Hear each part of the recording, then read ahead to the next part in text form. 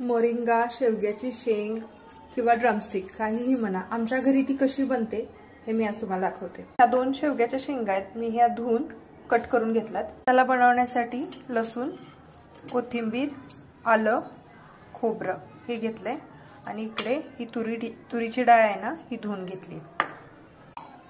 अशा प्रकारे सगळा मसाला वाटून घेतलाय। याच्यामध्ये आलं, लसूण, खोबरं आणि कोथिंबीर आहे। हे मी फॉर्च्यूनचं कच्ची घाणी प्युअर मस्टर्ड ऑइल वापरते। हे बघा, मी इतकं वापरले की आता हे खूप थोडं शिल्लक राहिलंय। मोहरी, जिरे, आलं, लसूण, खोबरं पेस्ट हे टाकून सगळं व्यवस्थित मिक्स करून घ्यायचं।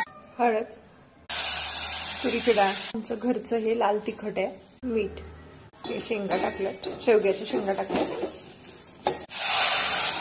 गरजेपुरतं पाणी। आतापर्यंत मी ज्या वेळी शेवग्याच्या शेंगा केलेल्या आहेत त्यावेळी मी तुरीची डाळ किंवा हरभऱ्याची किंवा चना डाळ आपण ज्याला म्हणतो ती टाकते, पण मी कधी ती आधी असं प्री कुक करत नाही किंवा आधी शिजवून घेत नाही ती।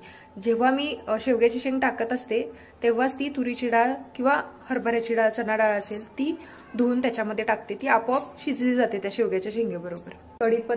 कढीपत्ता, टोमॅटो किंवा इतर काही गोष्टी असतील, आमसूल म्हणा, बरेच लेडीज हे सगळं वापरतात। मी काही वापरत नाही, मी प्लेन लसूण, खोबरं, आलं आणि तुरीची डाळ किंवा हरभऱ्याची डाळ वापरूनच ही आमटी करते। हे माझी आता ही आमटी अशी दिसते। आता मी शिजायला घातली, अजून शिजली नाहीये ही, शिजल्यानंतर तुम्हाला दाखवेन पुन्हा एकदा। बघा, आपली शेवग्याची ही आमटी तयार आहे। ही बघा, तुरीची डाळ जी मी टाकलेली होती ती पूर्णपणे शिजलेली आहे आणि ही अशी आमटी घट्ट झालेली आहे। आणि ही आमटी मी भाकरी सोबत सर्व करते। रात्रीच्या जेवणासाठी भाकरी, भात आणि शेवग्याची शेंग हे आमचं असं जेवण असतं।